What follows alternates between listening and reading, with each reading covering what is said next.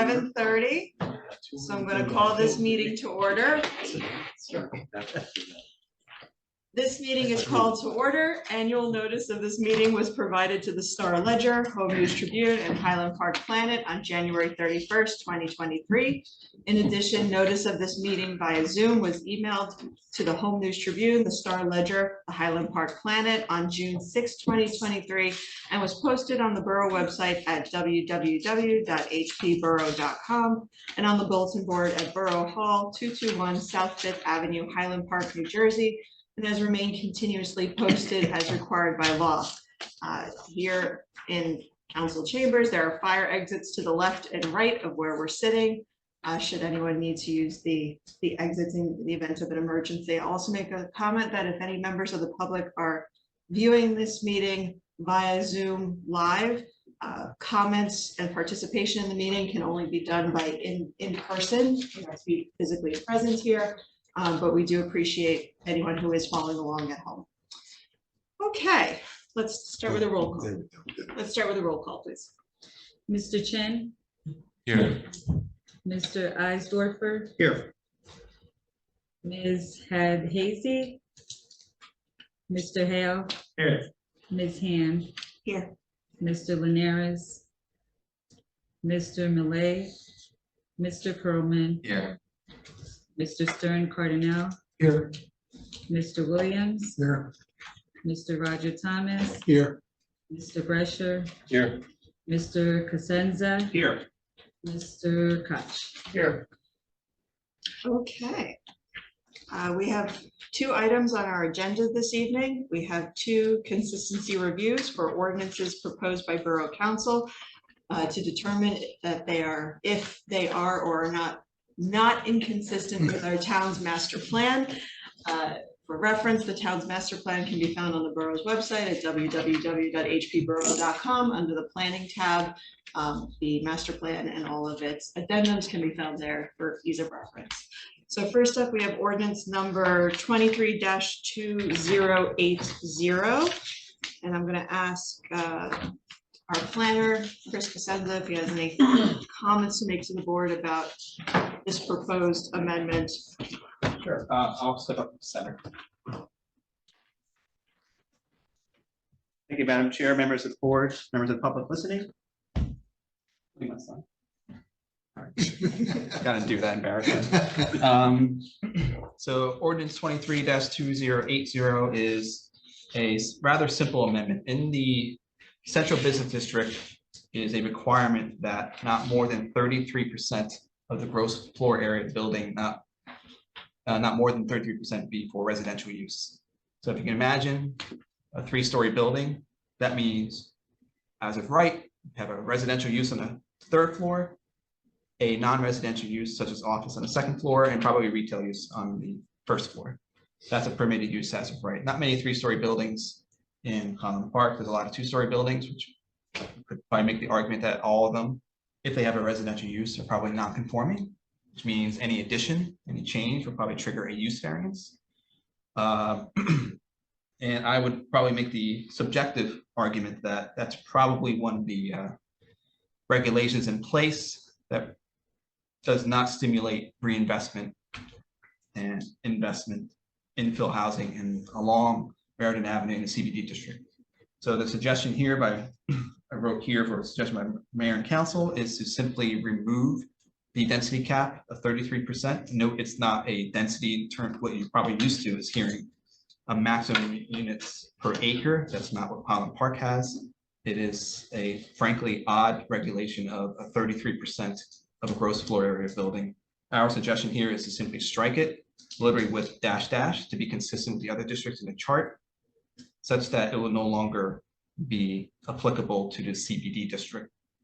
That's quite simply the change. As far as consistency with, well, to not be inconsistent with the master plan, I identified that back when we did the 2019 master plan, we acknowledged that the borough wants to take a more proactive role in guiding redevelopment, which includes infill housing, to revitalize the downtown, really aim to stimulate the reinvestment of infill housing in the downtown area. Specifically, the master plan has an overall goal to create a desirable living environment and to ensure a vibrant downtown and commercial corridors, which I would argue part of that is living in a downtown area. Currently, the regulations limits the amount of housing you could have downtown. Scott, I don't mean to put you on the spot, but would you, and I am, but would you make the argument that a lot of people do call in to you or Mike and myself and say they want to do some conversion or addition, and we find that they simply have no interest because of Definitely. Yeah. Definitely. One of the land use goals of the master plan is to promote housing diversity, to support a thriving downtown, which includes leveraging reinvestment in infill for mixed use development. Residential over retail is mixed use. And finally, to transform outdated commercial corridors and by enriching a mix of uses. So frankly, I think the 33% gross floor area restriction does not help the central business district in terms of having infill housing, because not everything has to go through redevelopment. We're talking about regular site plan applications. And as you can tell, when we've done the 2 redevelopment downtowns in 2005, 2021, this regulation does not exist for a reason. Frankly, because we never would have done that. Plus, frankly, I didn't even know it was there until we really discovered it, had conversations with people who want to do improvements to downtown, finding almost all of them trigger use variances. That might be why nothing happens. So the suggestion is simple: remove it. They're still subject to site plan review, parking regulations, setbacks, bulk controls, and coverage controls, and so on and so forth. Thank you, Chris. All right, members of the board, does anyone have any comments about this proposed amendment from council? I have a question. So if I understand the proposed ordinance correctly, even though we're removing this 33% restriction, there's still the expectation that there will be a retail or commercial component to the buildings in the CBD, and we're not saying these buildings, which I think are 2-story minimums, 4-story maximums for by right construction, are still going to have a business use in addition to the residential. So we're not taking away opportunities for business in the commercial corridor. Correct. This regulation simply removes the residential cap. Does not affect the land use regulations of the CBD district. So residential still continues to be permitted use, but only on the 2nd floor above.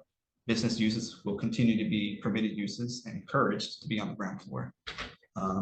The prohibition of residential use on the ground floor continues, and this is not. Okay, thank you. I've got a question. So is it unambiguous that removing this means 100% rather than 0%? It would not apply. So there would be no You know, density. I just have some doubts as to whether removing it is unambiguous. It seems to me to leave it open to interpretation what that blank means. You're telling me the blank means any number you pick, so long as it's above the 1st floor. But I have to confess that it's not clear to me unambiguously that that's what that means. Well, I tended to agree with you initially because I did not look at the attachment, and the chair was kind enough to bring the attachment. And I think if you look at when I looked at the language, I agreed. I thought I was interpreting it differently and maybe similar to the way you were. But now that I see the attachment, it does make it, I believe the intent here is to make it consistent with what the attachment itself says. And if you look at the attachment, it indicates, thank you, that it indicates the various regulations. And when you go down to maximum dwelling units / building, it indicates 33 1/3 gross floor area. By putting the dash in, it to me does then indicate that that is no longer applicable. That's the way after I saw the attachment, I thought it made sense, more sense than originally I thought. Okay, I'm content with that. You know, if we think it's in context, it's not ambiguous. Otherwise, because I understand it, this will still be mixed use, which is what our master plan refers to. It does not authorize 100% low and 100% residential. It only authorizes mixed use. You're telling me this will continue to be mixed use. Correct. Under those circumstances, I don't think I have a problem with it. I mean, in theory, 100% is permitted because we're not maxing it, but residential use is not permitted. in ground Well, floor. if you told me that this permitted 100% residential, then I would say it's inconsistent with our Correct. master plan. Mhm. Because our master plan only authorizes mixed use in this district. Anyone else have any comments? Please open to the public. Technically, we have members of the public here, so yes, you do. All right, then I will open the meeting up to members of the public who may wish to be heard on ordinance number 23-2080. Seeing no members of the public who wish to be heard, I will close the public portion of commentary on the ordinance and solicit a motion. I move to vote on the ordinance. Motion, And again, as the chair has indicated, I always found that the language is always stilted in the municipal land use law. But nonetheless, it does say that what you're voting on is a determination that this ordinance is not inconsistent with the master plan of the borough. I don't like the language either, but that's what the language is. Well, but that's what we're doing. We're not opining on the merit of whether this is a good idea or not. Let's vote on whether it's inconsistent or not with the master plan. Yes. I second. I second. we've got multiple seconds. I'm gonna give it Oh, a sorry. second. The first of the seconds. So let's take a roll call on that vote, please. Mr. Chen, I vote aye in that I find it not inconsistent. So therefore you vote yes. Yes. There we go. Yes. Mr. Chen, Yes. Mr. Eisdorfer, Yes. Mr. Stern Cardinal, Yes. Mr. Pearlman, Yes. Mr. Williams. Yes. 2 seconds. is a We good only got sign. through half the list. We have to- Want the whole list? Yes, Yes. except for anyone who's not here.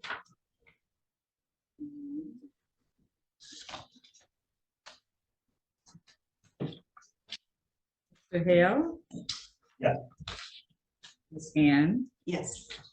Mr. Williams, Mr. Thomas, I'm not a voter. Mr. Brusher, Yes. Mr. Cosenza. He's not a voter either, and nor is Mr. Koch. So we got them all. All right, so everyone having voted yes, the motion passes and the ordinance is found to be not inconsistent with the master plan. So we'll move on to the next consistency review matter, ordinance number 23-2079. And again, I'm going to ask Chris if you want to give any testimony about this ordinance that's been proposed for a review. Okay, thank you, Madam Chair, members of the board, members of the public. Another simple edit to the zoning ordinance. If you recall, in 2019 master planning effort, we did an analysis of the residential district. As you know, Highland Park oddly has one really large residential district, the RA district. And part of that analysis, when analyzing relative to the lot width and lot area standards, we found that nearly 40% of the lots are non-conforming. And previous regulations meant that anytime we want to do any additions to the property, any work would trigger a variance. And through the form-based code that we adopted back in, I think it was 2022, but it was recent, consistent with the master plan, obviously. We included regulations such that for those lots that are not conforming, a single family and two-family dwelling on such lot could have an addition or some sort of alteration, notwithstanding that the lot area, lot width, or lot depth being deficient in some manner, so long as all other regulations were in compliance, such as the setback regulations, coverage, height, and so on and so forth, and obviously the use. At the time, we were considering just allowing also new homes be built to not require variance on undersized lots, so long as they met the setbacks, coverage, height regulations. I think at the time, we were being aggressive with all the land use changes. Obviously, there's a lot of change with the form-based code, which I think was to a benefit, but we did not include new homes to be as part of that benefit. After a couple of years, I think we're finding that we're ready to take that next step. Again, Mr. Pressure, I'll put you on the spot, but have you been getting calls, you and Mike, and I know myself, I've received calls where people ask about I'm ready to do a house completely conforming, but it's on a lot that's deficient by 5 feet in the rear. I actually got one today. And you tell them, sorry, you need a variance. I basically tell them to just hold tight right now. Yeah, in hopes that this would be adopted. Yeah. So I think this is like sort of incremental edits to help improve the opportunity for home builders as well as homeowners to build house additions, and in this case, also new homes where appropriate, so long as they meet all other provisions of the ordinance. Again, this ordinance, while in front of you when you read it, it's a little unclear what exactly we're changing because the underlined red line text track changes did not show up. I will say for clarity, really the only word we're adding is under section B, the second line, is that it may be constructed, implying that a new home may be constructed on a lot that's deficient with lot area, lot width, lot depth, so long as they meet all other provisions of the ordinance. I think this will help hopefully unleash the latent value in properties to allow for builders to come in and start improving properties of interest. We know there's a few that just simply don't come because they don't want to go through the variance process.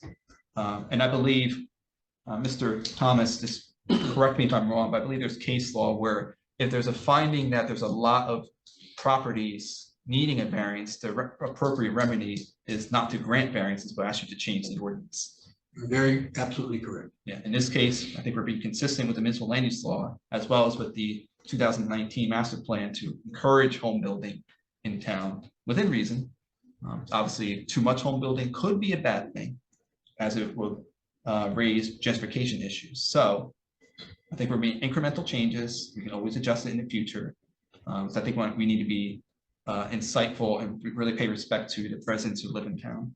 So again, incremental steps to help improve livability in town. I think this is like, we're ready for that next step. And would you agree, Chris, that by maintaining the requirement that all other requirements will remain in force in effect, i.e. setbacks, front yard setbacks, et cetera, that will discourage what I think has occurred, at least on a couple of occasions when you and I have been here, to maximize and to turn a small lot or take a larger lot, reduce it into smaller lots, and then to maximize and put a whole series of variances in those to make, use the term, I guess, McMansions, but they're not exactly McMansions.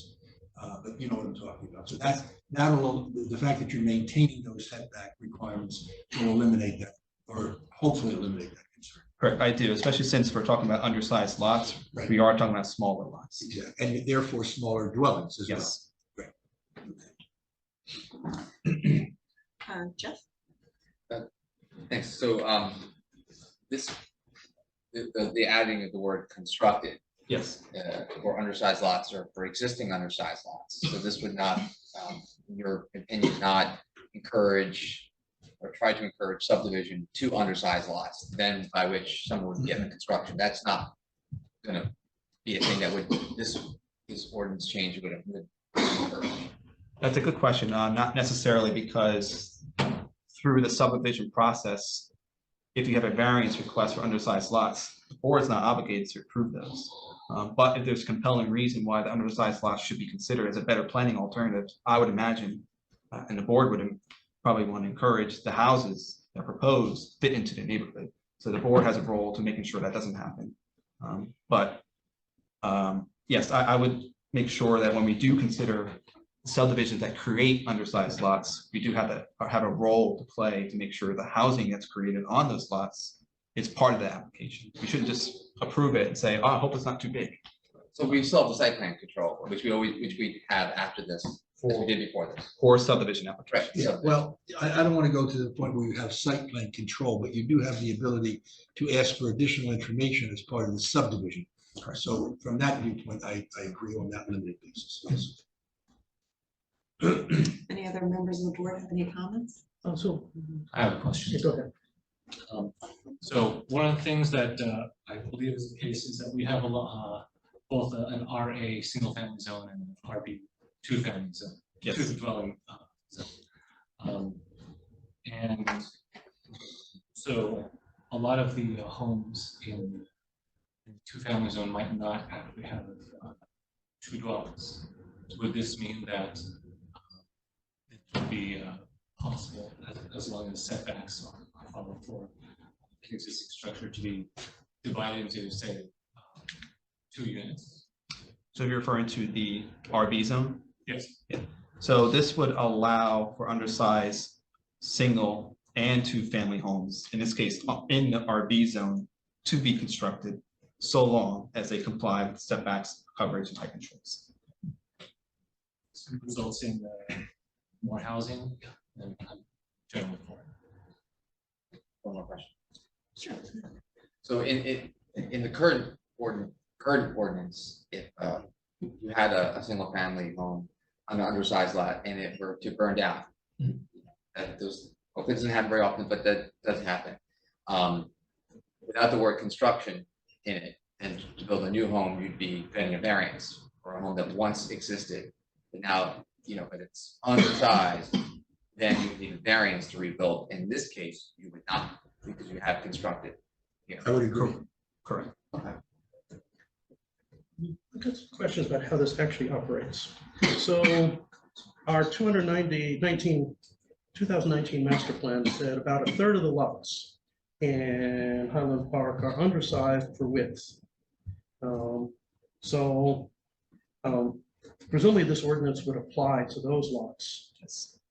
Does that mean that a lot that is undersized for width, you would still have to meet the side standards? So you would have to have a very thin house? So what we're proposing doesn't change that. That scenario already exists today. And when we did the form-based code ordinance, was consistent with 2019 master plan, we modified the side yard setback from a blanket hard line 10 feet. Imagine 10 feet setbacks on a 30-foot wide lot, Right. which exists.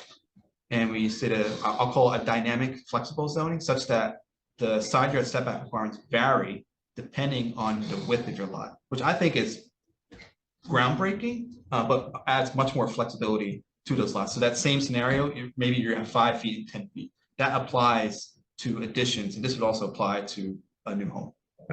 Now let's imagine the situation where you have an undersized lot, same scenario, under width lot, but you currently do not comply with the setback standards. So therefore, there's a house on it, right? There's a house on it and it does not comply with the setback standards. House predates the setback standards. How does this affect alterations to that house, if at all?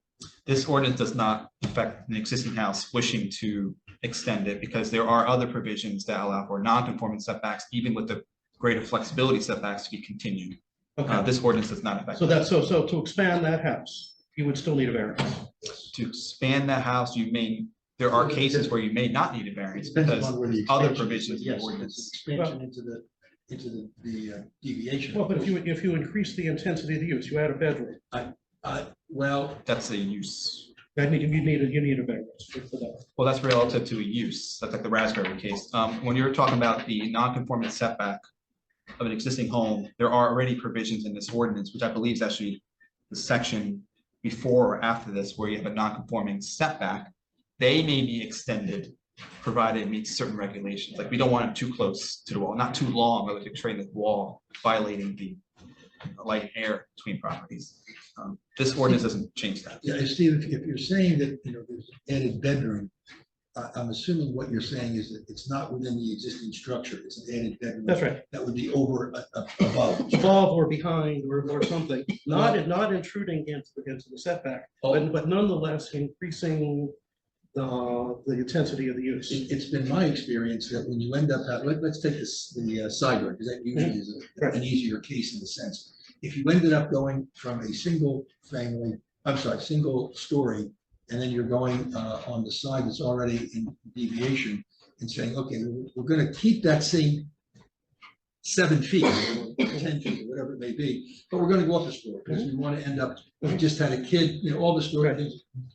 I believe that the board has the ability to indicate that is an intensity because of the fact that you're raising up that whole line of structure that was no longer there, And therefore, it becomes an intensity of that, an intensification of that use. I'm sorry, of that setback. And so you need a variance. Yes, in my opinion, you. Okay, that's, I just want to clarify Yep. that's how we I think it's an understand. excellent question. That's how we would understand it actually. But again, this ordinance does not affect that. Okay. That scenario that you're referring to is dealt with in another section of the Okay, ordinance. that's fair. But to be clear, there are cases where variance is not required if the deficiency is minor, for example. Right. That's part of the form-based code. But you're right. Yes. Assuming that's the case, this ordinance doesn't affect. Correct. what Stephen just dropped. Right. Thank you. Any other comments from the board? Seeing none, I'll open this up to members of the public who may wish to comment on ordinance 23-2079.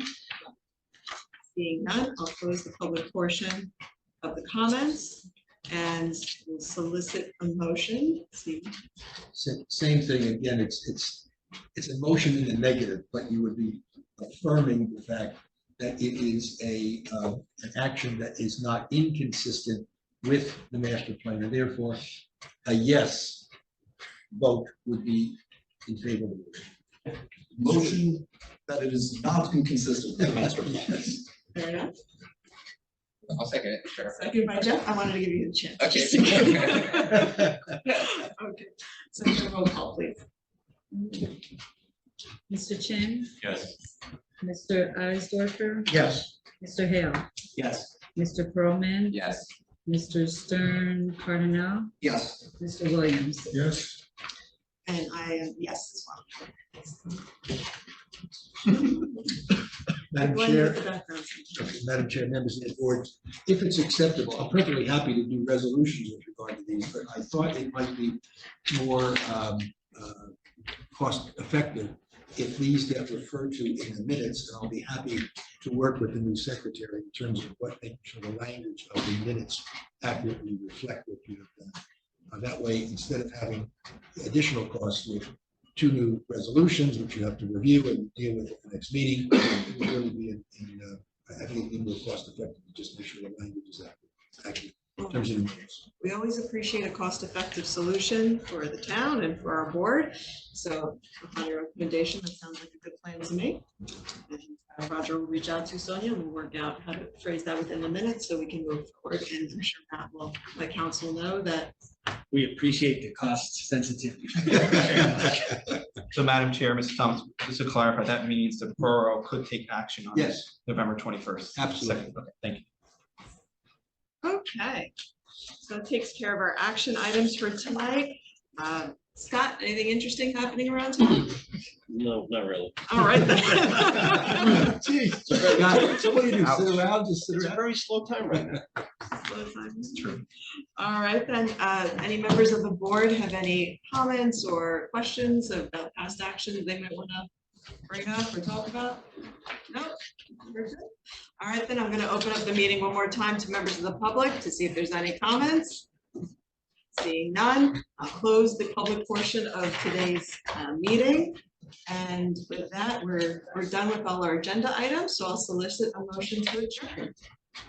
Make a motion to adjourn. Motion by Jeff, Second. second. All in favor? Aye. Aye. Thank you, everyone. Was it a meeting? Oh, yeah, that's really-